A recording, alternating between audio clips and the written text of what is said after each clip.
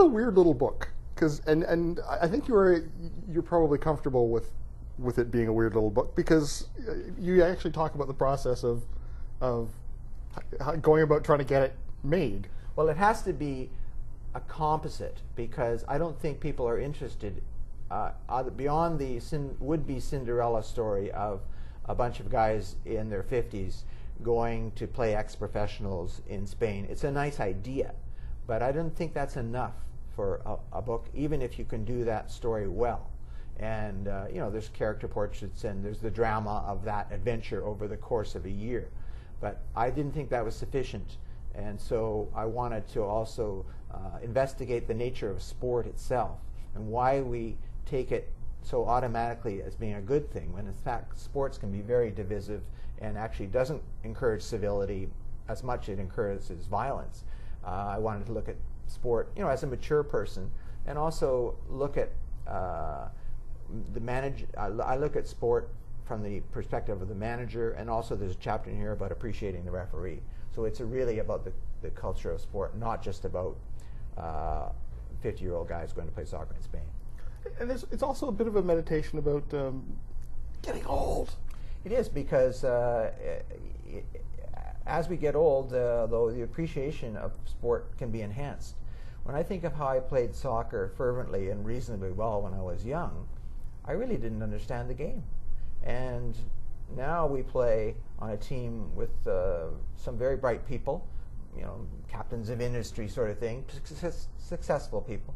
And the psychology of our team in managing is really, really interesting because people really understand the game.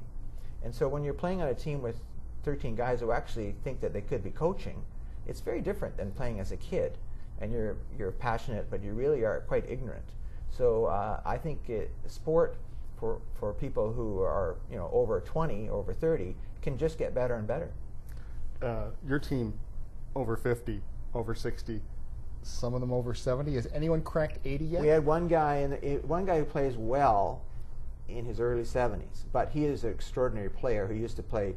Well, it was semi-professional in London in the 40s and 50s. So he was a pro, but they were paid so poorly that you would have to call him a semi-pro. But his skill level, you can see it when he plays still. He has to just avoid major contact. But so much of soccer is about anticipation and reading the game and geometry that he can still be an effective player, even though he's avoiding contact, simply by the decisions that he makes. And you can see a smart player, whether he's 6 years old or 60. And that so much of soccer, especially because it's a game of spontaneous creativity, is brain work.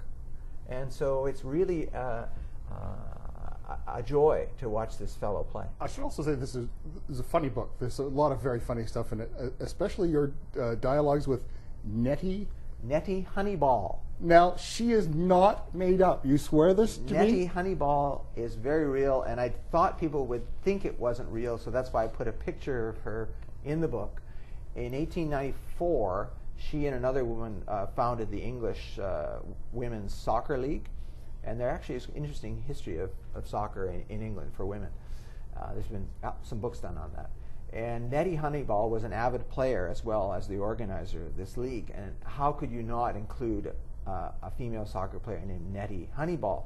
So I made her into my mistress in the book. I have secret dialogues with my mistress named Nettie, who actually, the more you read the dialogue, you realize that Nettie is in fact a soccer ball. So it's me talking to the soccer ball. And that allowed me to have some fun.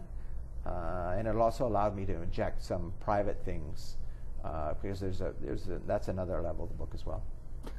Honestly, if someone had pitched me this book, I'd have gone, "Oh, I do not want to read that." I mean, it's just. But you know what? It's entertaining. Had such fun with the book. It's fun because it's like watching television with a remote. It keeps switching channels. It does all the time. So there's about 4 or 5 channels that you're watching, not just one story about a bunch of guys playing soccer. And your exchange with Nettie Honeyball, at one point you talk about perhaps this is it, hanging up your cleats.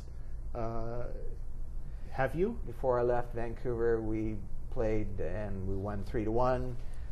We haven't lost so far this year.